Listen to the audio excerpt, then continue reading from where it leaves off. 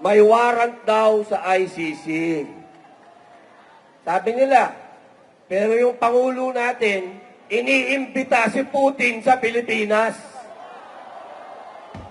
May warrant of arrest si Putin. Ano, pwede na lang ikaso kay Presidente. Di ba ang gulo? Ang gulo nyo!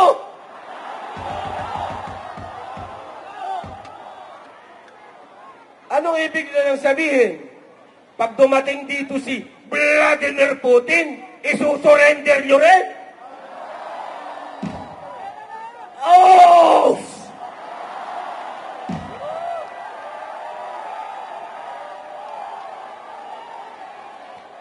Pilipino lang ang kaya nyong isurrender! Ano ikakaso nyo sa akin? Obstruction of justice daw. Napanood nyo ba yung CCTV? Mukha bang tumakas si Bato? Pambira, naglalakad kami, sumakay kami ng kotse, lumabas kami. Libo ang pulis, walang humuli sa amin. Paanong takas yun?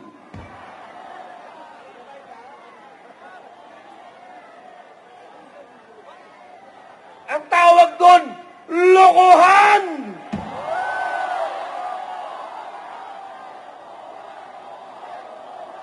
Lokohan! Lokohan!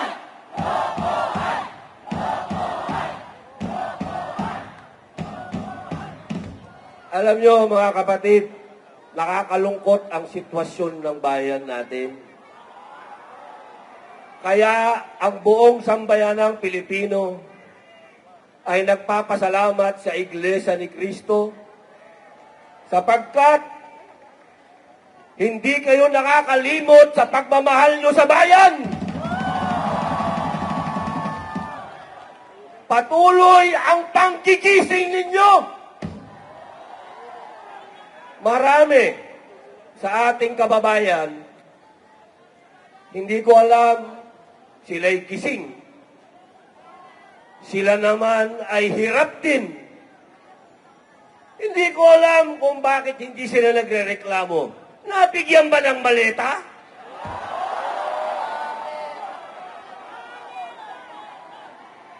Ang dami nating mga politiko na dati ay matatapang. Matatapang sila. Pero nakalimutan nila to. Nasaan na to? Nasaan? Ah!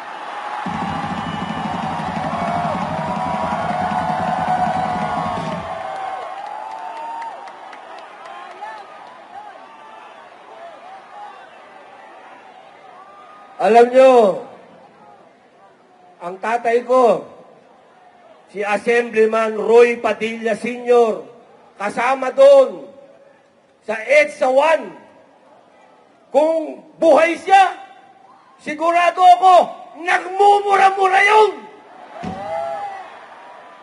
Bawal magmura dito kasi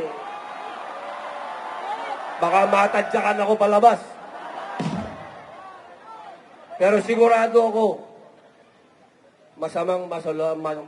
masamang loob ng tatay ko. Dahil ibinigay niya ang buhay niya sa bayan. Ang tatay ko po'y binaril. Ang tatay ko po'y nagsakripisyo ng buhay para sa bayan. Kung makikita niya ngayon ang nangyayari sa bayan natin, na nagtutulog-tulugan yung mga politiko na dapat ay tumitindig, baka lumuluha na nagdugo yung tatay ko ngayon. Kaming mga anak niya na nawalan ng tatay dahil sa pagmamahal niya sa bayan niya. Ngayon, gusto kong tanungin yung tatay ko, tama ba yung ginawa mo, pa? Iniwan mo kami ng dahil sa bayan at yung mga kasama mo na mga nakaupo ngayon, iniwan tayo sa ere.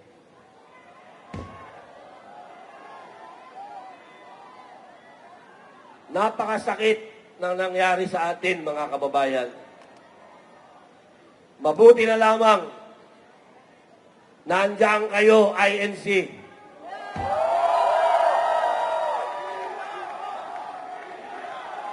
We are one!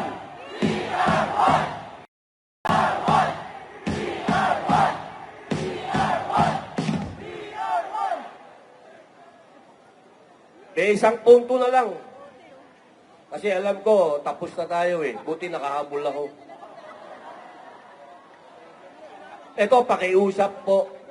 Hindi sa inyo, dahil alam ko, hindi nyo kami iiwan eh. Gagamitin ko na lang itong oras na to para makiusap sa mga kababayan nating hindi naman. Pero, nagtutulog-tulugan. Iniisa-isa na po kami. Hindi po magtatagal, masushoot na naman ako. Ang katanungan na lang ngayon, kung ako bo'y isushoot dito o ipadadala ako sa Hague. Kasi yung kaso ko, obstruction of justice, na ang warrant of arrest galing sa ICC eh. Dayuhan eh.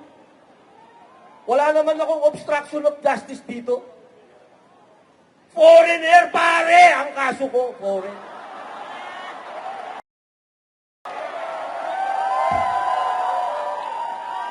Isang malaking karangalan na rin. At least, di ba? Nandito tayo sa liwasang Bonifacio.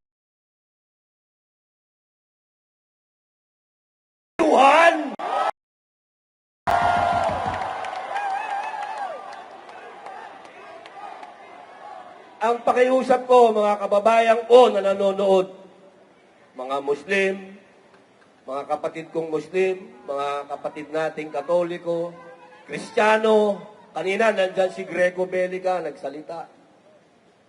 Ang pakiusap ko sa inyo, walang pupuntahan ang bayan natin kung ang mga katulad naming pinapahiwatig sa inyo kung ano ang katotohanan, eh hahayaan nyo kaming makulong. Saan pupunta ang bayang ito kung yung mga nakikipaglaban para sa katotohanan ay hahayaan yung makulong?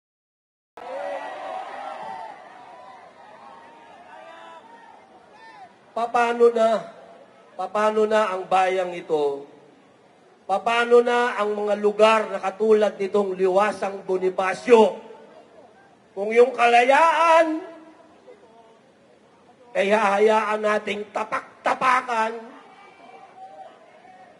at ibasura na lang para lang sa kanilang mga pansarili. Hindi nyo po pwedeng sabihin na hindi, okay lang ako. Pwedeng ganun.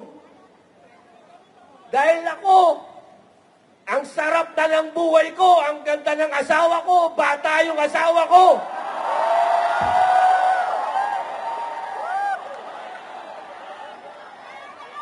Pwede naman akong mag-artista, ang daming leading lady.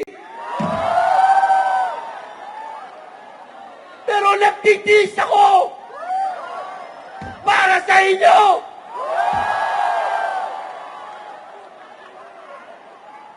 Kaya sana mga kababayan ko, huwag tayong maging makasarili. Tingnan natin kung ano ang ginagawa ng Iglesia ni Cristo. Isang tabi niyo yung religion kasi. We are one! We are one! We are one! At tingnan ninyo yung mga muka ng mga namumuno sa inyo.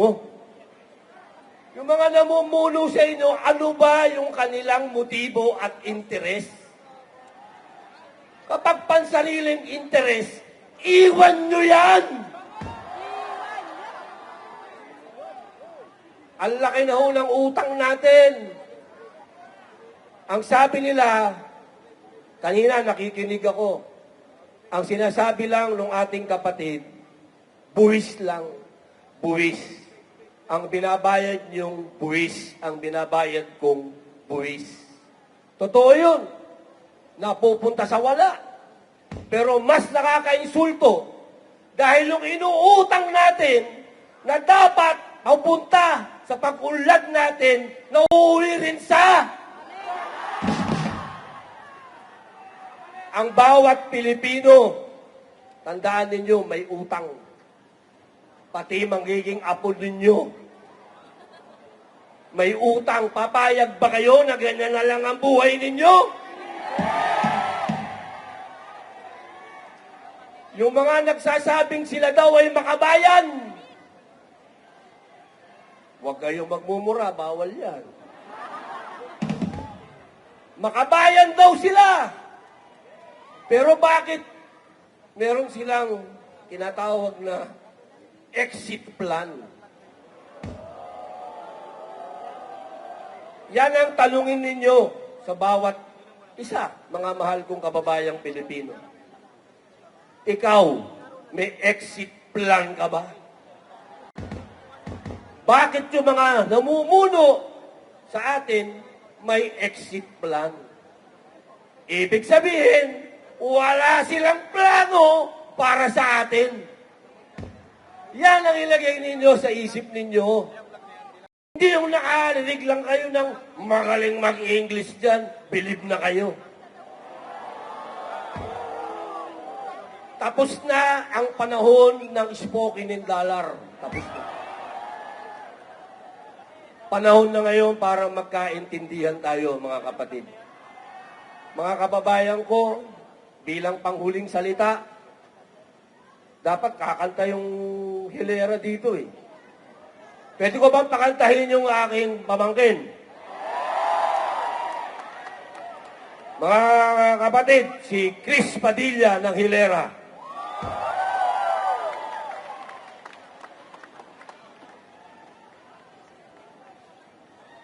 Alam nyo, dapat banda yan eh. Kaya ako inis na inis. Kasi yung isang miyembro nila, hindi daw nating kapartido. Kaya isipin ninyo yan, nang dahil sa politika, dapat we are one, di ba? We are one, mga kababayan!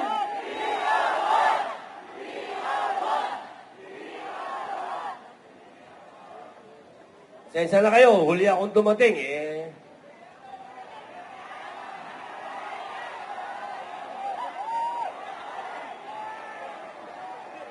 Sa totoo lang, kung napaaga ako, kahit buong magdamag, ako tuloy. Ito pong aawitin ng aking pamangkin. Magtotono pa sila. Alam niyo, buong puso ako nagpapasalamat sa inyong lahat, mga kapatid. Ako po ay talagang bow sa inyo, bow. Iba kayo. Iba kayong INC, iba kayo.